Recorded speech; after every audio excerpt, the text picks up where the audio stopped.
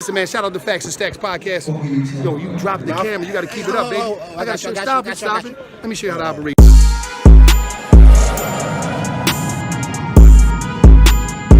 267. You see me down here in DC. Stacks and Facts podcast.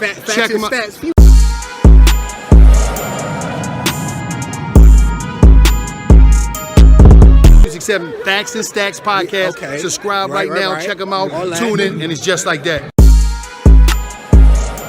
Back in It'll Make It Clear, it's your host Rob Lowe bringing y'all a special interview right now. We got a special interview pop-up jump with y'all. Not Pop-Up TV, shout out to them though. You know what I'm saying? We doing our own thing with my man Christopher Hancock. How you feeling today, bro? Doing well. How you doing, man? Good, man. Good, D. You an actor. We had you on before from out LA. So let's just start off basically asking how's everything going, man? Everything's going well, man. Just trying to make it through like everyone else. You know, it's working, grinding, enjoying the weather, staying out the way. So how's everything with you? Everything good, man. Everything good. We're going up on some things, big things coming August 25th. Look out for that ladies' night. Locking that, that venue in real soon. But I want to get into the things you got going on, man, because I'm seeing out LA, it's a strike going on. Yeah. Now, from what I'm hearing and what I'm seeing about the story, this is the first time in 60 years that the writers and the actors is going on strike together in LA. So explain to the people what's going on.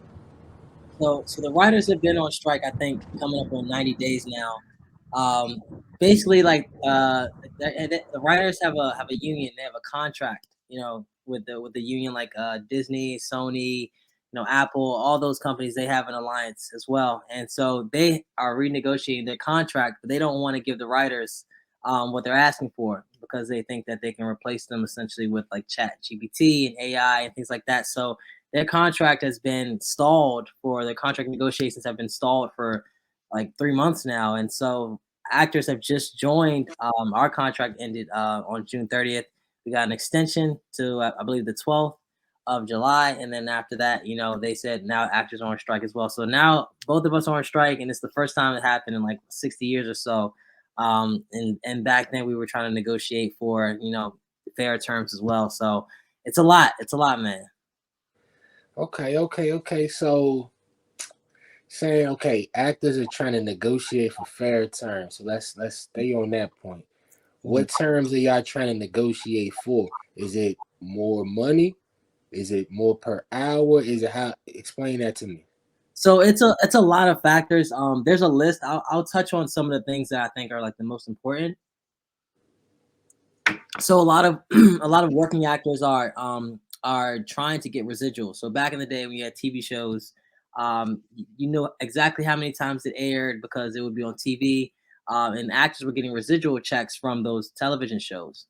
And now that things have switched over to streaming, a lot of the companies in the AMPTP, they don't necessarily want to reveal the numbers or the amount of views a certain show gets. Like you have popular shows on Netflix, it may be the most popular show on the platform, and the actors on that show are saying, hey, we deserve a certain cut of how well the show has been doing because we're getting like maybe $1 in residuals or $2 in residuals when it's like your most hit show brought in like millions of dollars worth of revenue. So actors are fighting about that. Another point that they want to do is like for the background actors, people that kind of fill out the scene on the show, don't necessarily know. They want to scan their face with like scan their face and then use them. Pay them one time of $200, a one-time fee, and then be able to use their face in any show and any background for the rest of their life. Like they only get $200, that's it, and they're out of work. So they're trying to. That's crazy. Yeah. So that's for the background actors, and then another point. I won't go into all of them, but the one point that I don't like is that a lot of times they will have you audition for a role that's already been cast, and so SAG is. Ask them to say, hey, can you notify when an offer has been made to someone, or if a role has been cast before someone auditions for it? Because sometimes I auditioned for Euphoria like 2 years ago, and as soon as I send my audition the next day, I'm like, oh, they cast this person like usually like they're already in negotiations with a certain actor or a certain, talent before they like send out auditions sometimes. And I think I would love to know if a role's been cast before I like work on auditioning for it, because that takes time. It takes I have to like either, like start studying during work or start studying like in my free time. And if the role's already cast, like what am I even doing this for? So those are 2 points that like, I that resonate with me, but there's a ton of things that, they're kind of like being a little bit unfair on. For sure. What you got, D? Yo, mic check real quick. Mic check. Mic check, Good. check. It was good with you, Chris, man. I couldn't get my shit out early. What's good with you? I hope everything, going good. But let's get to it. Let's get on topic. Let's All do it. right.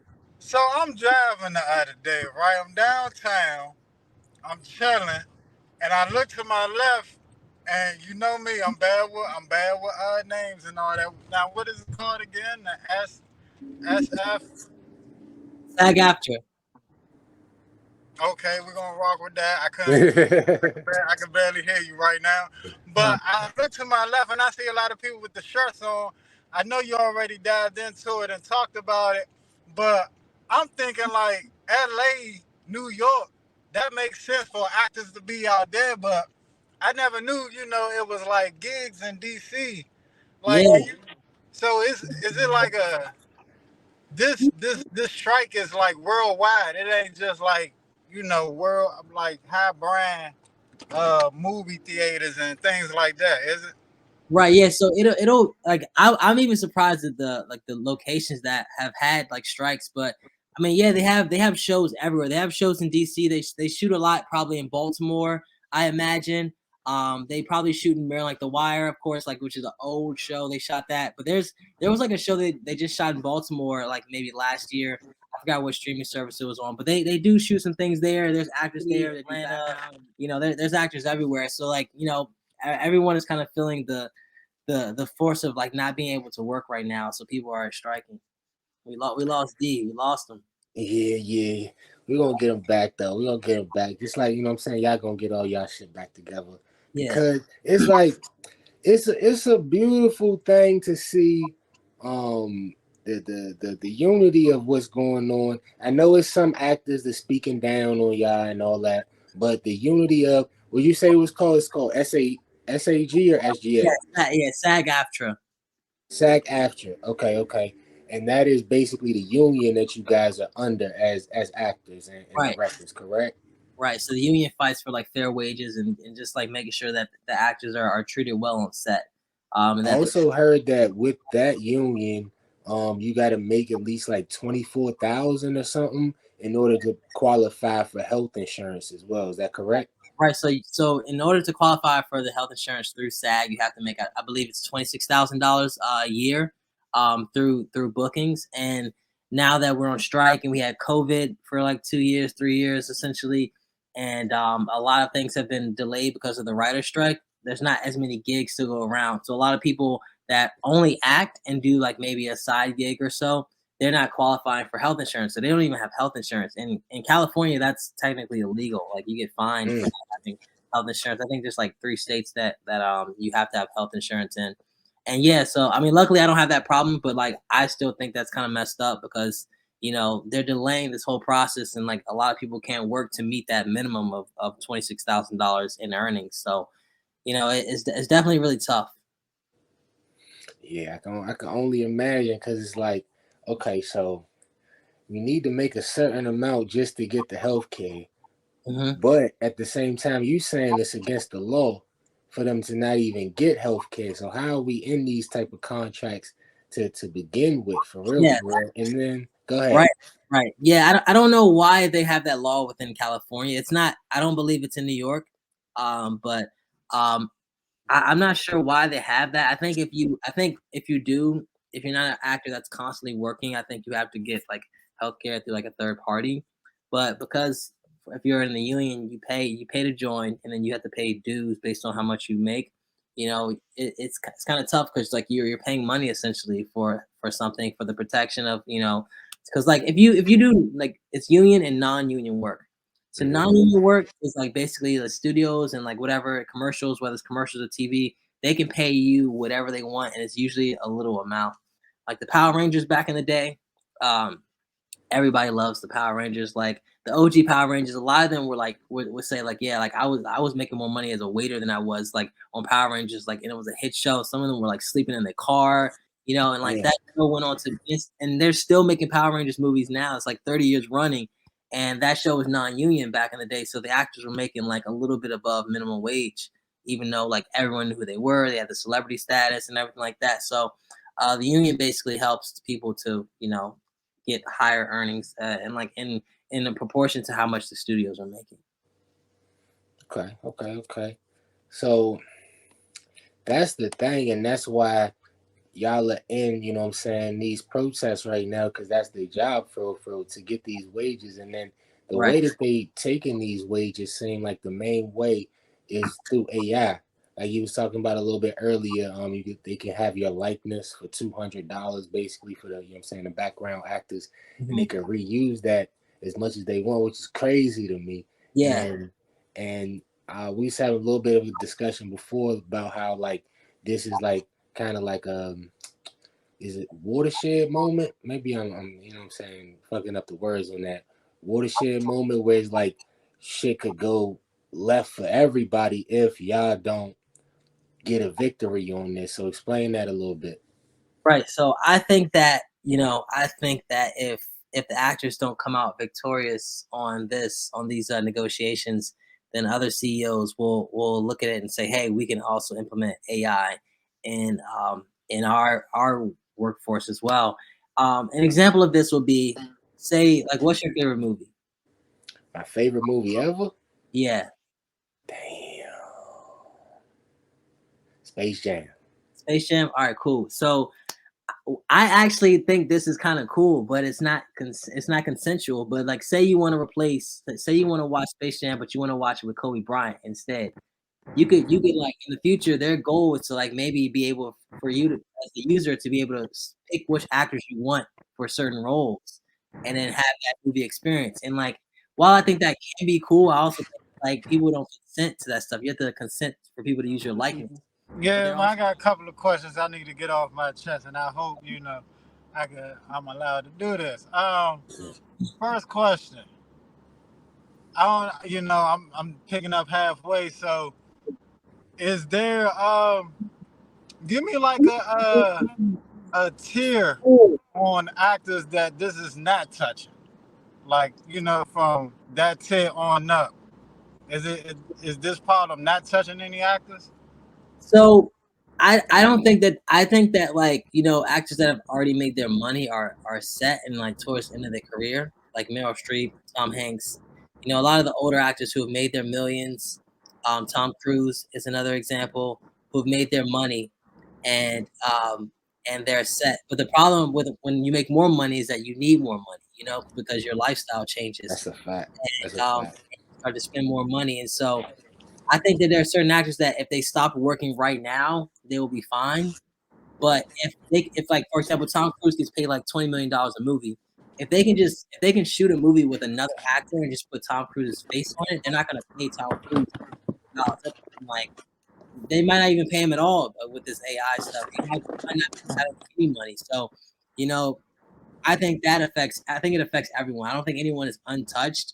I think even it goes from like background actors to even your like A-listers. I think everyone kind of can stand to lose a lot of money and can stand to be replaced. And so um it's very difficult. I think that like only actors this probably doesn't affect per se is the older actors who are already at the end of their careers. But then like if you like people that have died, let's say like Tupac and Meryl Streep, sorry, not Meryl Streep, Marilyn Monroe. They kind of like rumored to make movies with those two people, and it's like Tupac can't consent to that, Marilyn Monroe can't consent to that, but they generate a movie using Tupac and have him as a character in a movie without paying him any money or any royalties or anything like That's that. crazy. So it's like That's crazy. I think it affects everyone. Yeah, I don't think there's anyone that's untouched. So See me, I couldn't do that. Like my morals wouldn't allow me to take somebody that's not alive and make a movie with. That's just me though. Go ahead, D. So leads me to my next question.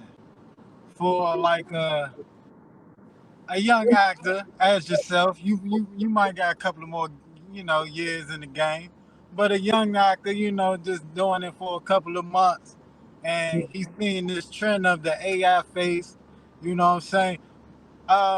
What will be your advice to him? Like, should he take it? Because his face, he just starting off. He trying to get his face out there, or it's a bad route to take. You should, do your own thing on YouTube. Like, what's that advice you would give to a young actor in this situation right now that y'all dealing with? So what I would tell to someone that's starting out is that it's very hard to turn down like the stardom, right? So like it depends on what you want out of it. Like if you want to like have them scan your face and be able to use you in like multiple movies and you're just okay with like having your face out there without actually doing any of the work, then if that's what you want to do, you can do that. But I think the joy you get out of acting, or at least for me, is being on set and interacting with the other castmates and going through the journey of creating the story.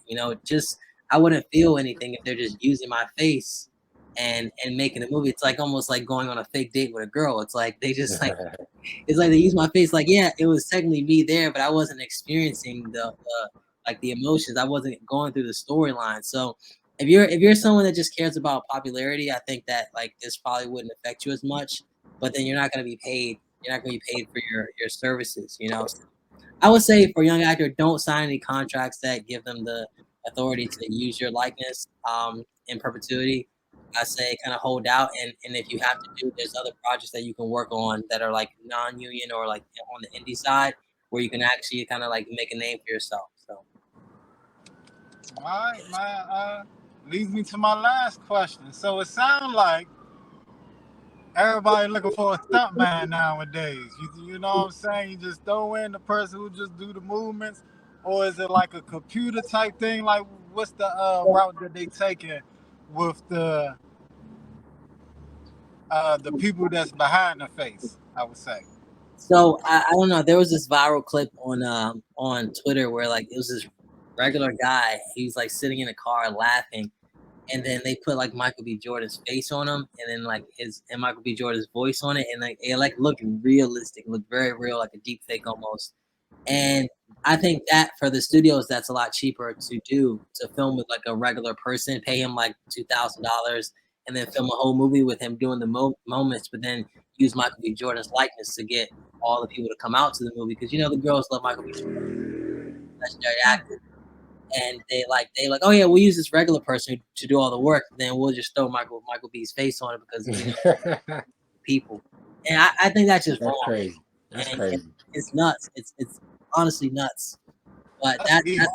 that's kind of like the route they're taking, and I think that affects other industries as well. Like you have newscasters, you have like on-air personalities for sports. Like if you they're paying like what who does like Tony Romo and like I forgot the Greg Olson. They do like the football like announcements or whatever For during the sure. game. Like Yeah. they get like 10 million. Like they can have AI do those positions as well. Like have like maybe like Tony Romo or Greg Olson do it, but like an AI version and not have to pay them $10 million. It's just like anybody is at risk. Honestly, no one is like safe from this. So it's best we kind of nip it in the bud and kind of get some regulations on how we can like work with it and not have it just completely replace the talent. For sure. For sure. So that's what I want to get into more the AI shit, right? Because this is my thoughts. Mm. I feel as though AI definitely going too far. Yeah. They taking too many jobs. Like they not respecting the customer service aspect. They not respecting the personality aspect. They not respecting the human aspect. You know what I'm saying? And valuing that. And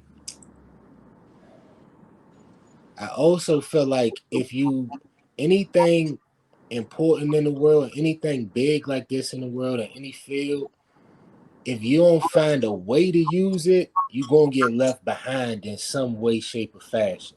So that's probably what the company's trying to do. They trying to keep up type shit, right? Right. But when you start using that in this way is detrimental. But my question to you is, what is the line to you? Like, do you feel like there is avenues in which writers or companies should use AI? You know what I'm saying? And what is the limit to where it's like it can be a cohesive unit between AI, the writers, and the actors? So that's a really good question. So I think that where they have it currently is like the sweet spot. You know, there's some movies where they do like de-aging. So you have an actor and like maybe like there's like an actor in the movie and then there's a younger version of that actor in the movie as well. And like they kind of de-age your face. So I think that's useful in terms of like writing.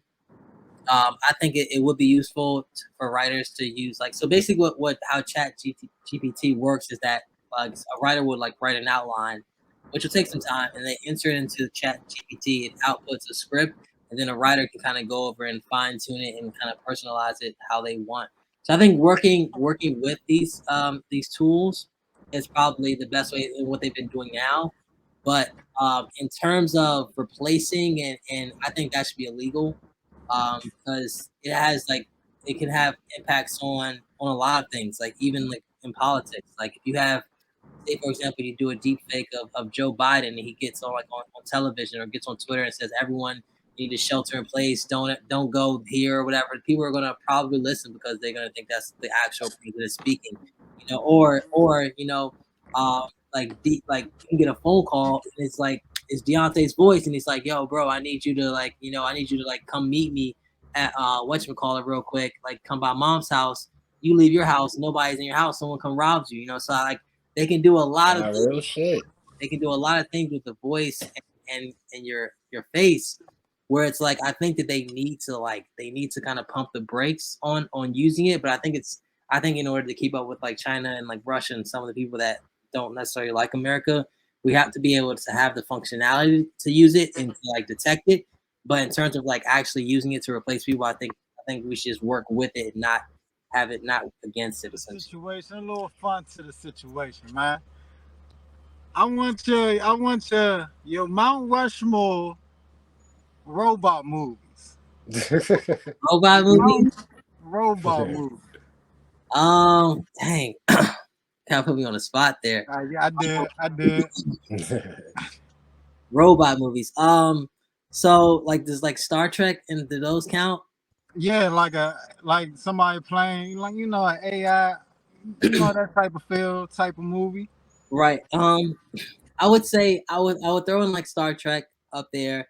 I really like the movie Her. I don't know if you've seen it, where he kind of talks to he kind of talks. He has an earpiece where he's in love with this kind of like this person. So the movie's called Her. That's a good one that I liked. I Robot is cool. Um, uh, what else? Another other robot movies. Um, I'll stick with those three for now. I know I can't think of another one, the fourth one that comes to mind, but anything with like aliens and like technology. I mean, E.T. I don't know if that would be considered robot. He's an alien, but I would say probably my favorite one that I've seen, like where I've enjoyed the storyline, is probably Her, because you know he had this girlfriend that he could speak to in his earpiece, and he fell in love with her, and then you know towards the end of the movie, he kind of figured out that like she was like also speaking to like millions of other guys and in relationships with millions of other guys. Damn, not millions though. She was able to talk to all these different guys at one time and like you know cater to their needs and like be that kind of loving, supportive like girlfriend. And he thought he was special, and I think that was like one of the movies where I was like, oh, this kind of interesting. But yeah, Shawty got 9 figures out there. That's crazy. yeah. But now the point that I want to make though, I remember this shit. I ain't that burnt out, right? So I feel like what you speaking to is more so for the lawmakers of the state, because you talk about business owners, it's always going to be a level of greed when it comes to them, right? Like if it's, they literally going to look up the law and be like, if it ain't against the law, I'm gonna do it till it is, right?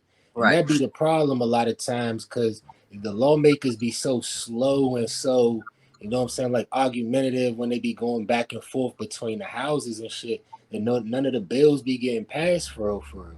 Right. So I feel like that's the real log jam of really trying to get something done. But I want your opinion on that. Well, yeah. So a lot of these corporations, you know, and you saw it recently with Disney in Florida, where DeSantis didn't allow like Florida to kind of build there. A lot of these like big corporations pay these lawmakers. That's why they're so wealthy because their salaries are like usually like 100 something K a year, which is a good amount of money. But a lot of these lawmakers take under the table money from these CEOs so that they can implement policies that favor these corporations. So if these corporations want to do AI, they're going to pay these lawmakers to say, "Hey, like let us do this. We'll throw you some money under the table, and you know, and you have to pass certain laws that allow us to get away with it."